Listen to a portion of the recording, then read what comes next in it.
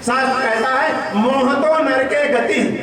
संसार की जितनी भी वस्तुएं हैं उनमें से किसी भी वस्तु से अगर मोह करोगे तो नरक की प्राप्ति हो। लेकिन मोह कितना है, छोड़ने का नाम ही नहीं ले रहा है। ऐसा लगता है कि संसार ने हमको पकड़ा है, हमने संसार को नहीं पकड़ा है। संसार की जो भी वस्तु है, धराधाम से लेकर के पत्नी पुत्र देह गेह, सब क्या है, नरक के लिए बना है, मोह के लिए बना है। और जो मोह के लिए बना है उससे क्या होता है, दुख होता है। दुख किस चीज से नहीं होता है, केवल भगवत भजन से नहीं होता है, भगवान का स्मरण करने से नहीं होता। तो संसार में रहते हुए ऐसा आचरण करना चाहिए जैसे एक फिल्म में जो नायक होता है पूरे संसार में उस फिल्म में वो काम करता है लेकिन वास्तव में कोई दूसरा है। तो कुरंग मातंग पतंग भृंग मीना हता पंच भिरेव पंच एक प्रमादी सकथम नहन्यते यह सेवते पंच भिरेव पंच। पांचों जो जीव हैं पांच चीजों का अलग अलग उपभोग करते हैं। मृग दूसरी इंद्रिय का रस लेता है, हाथी दूसरी इंद्रिय का रस लेता है, मछली तीसरी इंद्रिय का रस लेती है, और इस तरह से पांचों अलग अलग इंद्रियों का भोग करते हैं तो मारे जाते हैं। और मनुष्य क्या है, मनुष्य तो एक साथ पांचों इंद्रियों का भोग करता है तो क्या नहीं मारा जाएगा, अवश्य निश्चित रूप से वो मारा जाएगा। अगर इन पांचों इंद्रियों में से किसी भी एक इंद्रिय के स्वाद की आपकी इच्छा बची हुई है तो आप श्रीमद् भागवत का श्रवण नहीं कर रहे हैं, केवल आप दिखावा कर रहे हैं और लोकैषणा के कारण श्रीमद् भागवत महापुराण सुनने का केवल आडंबर कर रहे हैं और कुछ नहीं कर रहे हैं।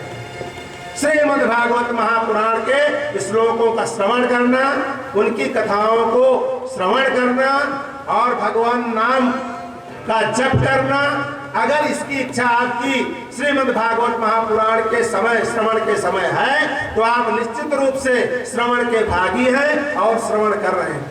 अगर आपको ऐसा लगा कि माइक तो इधर टेढ़ा है, हारमोनियम की आवाज तो उधर जा रही है, महाराज जी यह श्लोक गलत कहे, यह कहानी सही नहीं है, तो आप श्रवण नहीं कर रहे हैं, आप केवल लोकैषणा के कारण श्रवण कर रहे हैं और दिखावा कर रहे हैं। वृंदावन बिहारी लाल की। और मैं आपसे बता दूं, मैं सिद्धनाथ त्रिपाठी श्रीमद् परमहंस आश्रम संस्कृत महाविद्यालय से व्याकरण का आचार्य हूँ। भगवान की कथाओं के विषय में मुझे जरा सा भी ज्ञान नहीं है, क्योंकि मूढ़ो हम ताम कथम जाने मोहितस्तव माया। इस संसार में कोई भी प्राणी भगवान की माया से बचा नहीं हुआ है, सभी उसमें लगे हुए हैं। परम गुरुदेव भगवान की कृपा से और इस पीठ के आशीष से जो कुछ भी वाणी निकल रही है वो निकल रही है। अगर किसी भी सज्जन को यह जरा भी हो कि बहुत बड़ा विद्वान होगा, बहुत बड़ा आचार्य होगा, बहुत बड़ा व्यास होगा, तो मैं आप सबके सामने नतमस्तक हूँ। जो भी वाणी गुरुदेव की कृपा से निकलेगी वो श्री कृष्ण के चरणों में निवेदित है। और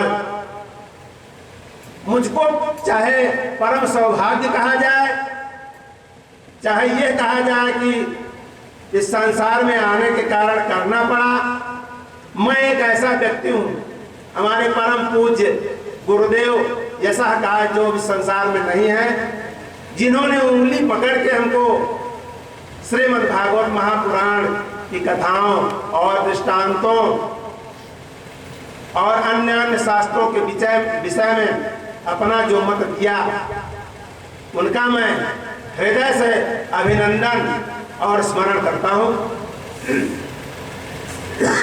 और कामना करता हूँ कि अगले जन्म में जब मुझको जन्म प्राप्त हो तो पुनः वो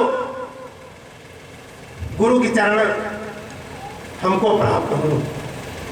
और उनका इतना आशीर्वाद मेरे साथ रहा कि अपने अंतिम समय में जब 2 वर्ष अवशेष रहे, उन्होंने हमारे वर्तमान में जो कथा के अतिरिक्त गुरु जी डॉक्टर श्री जयदेव त्रिपाठी जी हैं, उनसे उन्होंने कहा कि एक बार पुनः 10 दिन के अंदर मुझको श्रीमद् भागवत की कथा पाठ सुनने की तीव्र इच्छा है, वो अवश्य होना चाहिए। गुरु जी ने कहा कि इतने अल्प समय में कैसे हो सकता है? कहा एक तुम हो और एक सिद्धनाथ को फोन करो, जहां भी होंगे वो आएंगे, पाठ हो जाए, इतना ही है। तो उन श्री चरणों को भी मुझको कथा श्रवण कराने का सौभाग्य प्राप्त हुआ।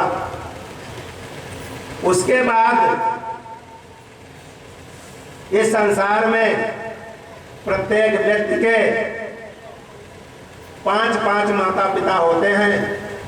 जनिता चोपनेता च यस्य कन्यां प्रयच्छति अन्नदाता भयत्राता पंचैते पितरः स्मृतः। अपने इन श्रेष्ठ माता पिता को भी इस कथा को श्रवण कराने का सौभाग्य प्राप्त हो रहा है। संसार में बिरले ही शायद ऐसे व्यक्ति होते होंगे जिनको ऐसा सौभाग्य प्राप्त होता है, लेकिन माता पिता तो कैसे होते हैं? जब बालक कह तो तारी माता, सुना है मोदे तमन पितुआरु माता। इनके लिए तो मैं इनका बच्चा ही हूं, जो भी कहूंगा टूटी फूटी भाषा में इनको तो उसमें आनंद आएगा ही। लेकिन उपस्थित श्रेष्ठ जनों को और भगवान श्री कृष्णचंद्र जी इस भाषा को सुन करके प्रसन्न हो, यही कामना है। वृंदावन बिहारी लाल की जय हो। तो जब तक हम आप इन 5 विषयों को छोड़ नहीं देते हैं मन से, तब तक हम आप इसके अधिकारी नहीं है। इसलिए कि यह परमहंस संहिता है और परमहंस संहिता को सुनना और कहना बहुत ही क्लिष्ट बात है, तथापि सरल भाषा में कहने का सामंजस्य बिठाता हूँ। वृंदावन बिहारी लाल की जय हो। इस कथा को जिस समय सुखदेव जी महाराज परीक्षित भगवान की कथा को सुनने जा रहे थे और सुनाने जा रहे थे, उस समय एक खड़े में अमृत भर करके देवता लोग आते हैं वहां पर और कहते हैं महाराज एक काम करिए। कहा कौन सी बात है? कहा महाराज ये अमृत हम लेकर के आए हैं, अमृत महाराज परीक्षित को आप पिला दीजिए, अमर हो जाएंगे। और यह अमर कथा जो है हमको सुना दीजिए, हम लोग इससे तृप्त हो जाएंगे। कहते हैं वह सुधा वह कथा लोके वह काचः क्वमणिर् महान ब्रह्मरातो विचार्यैवं तदा देवान् जहासः। कहा भाई ठीक है, आप सब लोग तो स्वार्थ के लिए ही टहलते रहते हैं और स्वार्थ के लिए ही लोगों की बलि लेते रहते हैं। आपने जो है देवताओं को अमृत पिलवाया और जो असुर थे उनको जो है सुरापान करा दिया। अब यहाँ भी एक उपाय लेकर के चले आए हैं, क्योंकि सुर नर मुनि सब की यह रीति स्वार्थ लाई करहि सब प्रीति। तो आप अपना स्वार्थ यहाँ सिद्ध करने चले आए हैं, लेकिन महाराज परीक्षित अगर संतुष्ट हो अमृत को पी करके तो यह पी ले, कोई दिक्कत नहीं है, कोई परेशानी नहीं है। लेकिन महाराज परीक्षित से जब पूछा गया तो उन्होंने कहा महाराज हमको मोक्ष चाहिए, ये हमको अमृत नहीं चाहिए, क्योंकि कहाँ पर यह कांच के समान अमृत और कहाँ मणि के समान श्रीमद् भागवत महापुराण की कथा। श्रीमद् भागवत महापुराण की जय हो। और क्या होता है, भगवान सुखदेव जी महाराज इस बात को सुनकर के बहुत प्रसन्न हुए, क्योंकि वो समझते थे अभक्ताश्च विज्ञाया न ददौसा कथामृताम, जो अभक्त होते हैं उनको ये कथा रूपी अमृत नहीं दिया जा सकता है। कह रहे हैं सूत जी महाराज, ये जो श्रीमद् भागवत महापुराण है भक्ति और ज्ञान और वैराग्य की स्थापना के लिए इस कलयुग में कहा गया है। कह रहे हैं अतते कीर्तयिष्यामि भक्ति युक्तम कथानकम सुखेन मम यत प्रोक्तम रहा शिष्यम विचार्य च। और सूत जी महाराज के गुरुदेव भगवान कौन है? सुखदेव जी महाराज।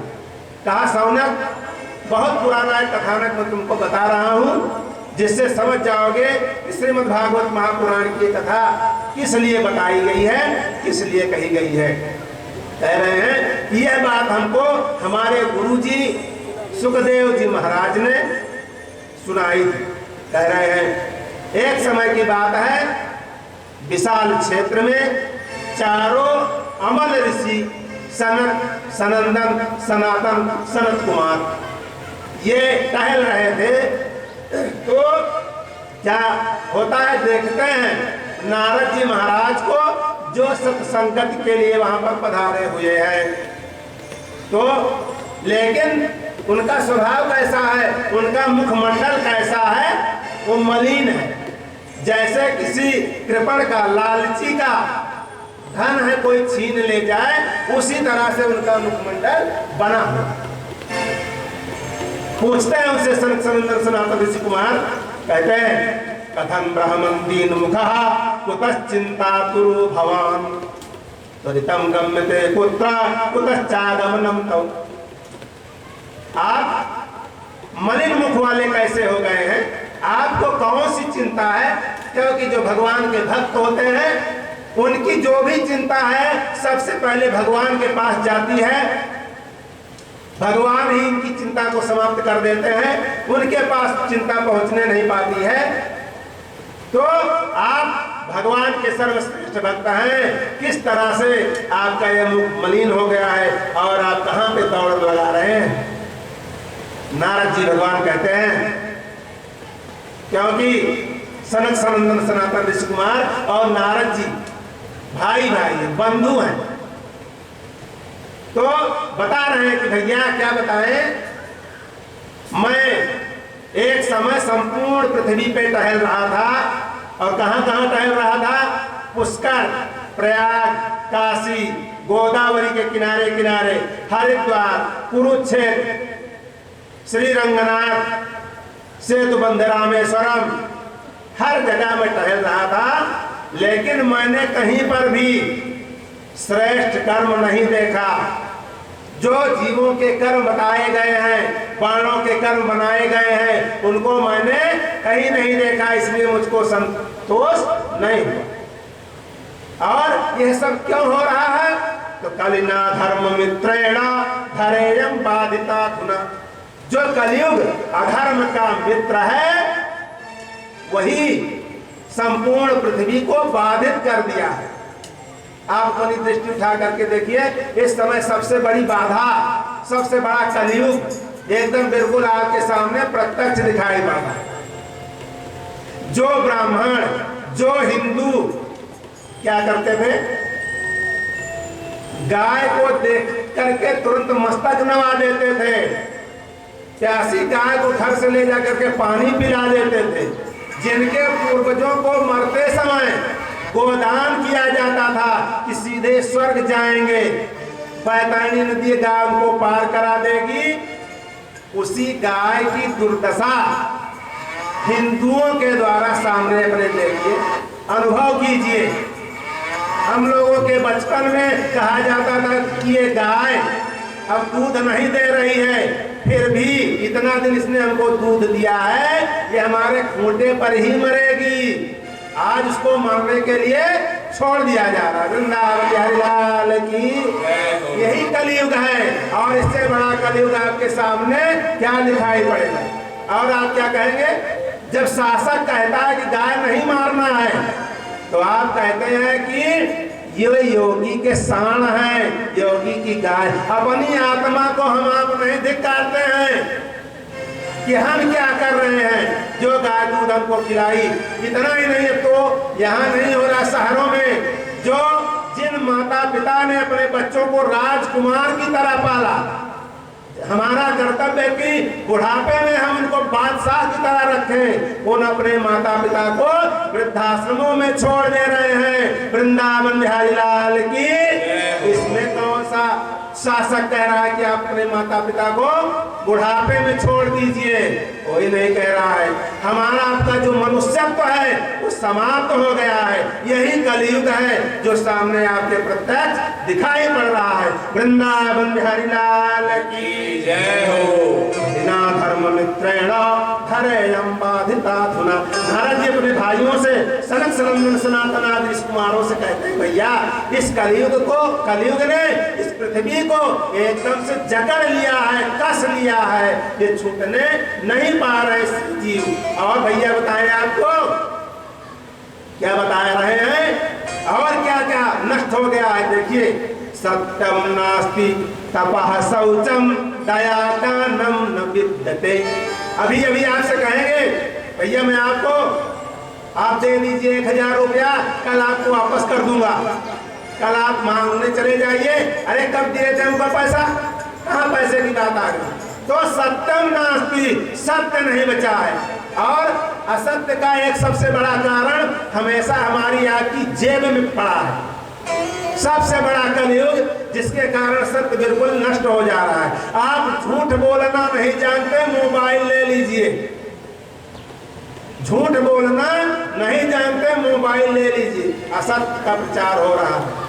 और क्या है, तपः नास्ति, तपस्या नाम की चीज नहीं है। मस्तक में चंदन खूब लगा होगा, ब्राह्मण बड़ी बड़ी बातें खूब करेंगे, लंबी चौड़ी बातें होंगी,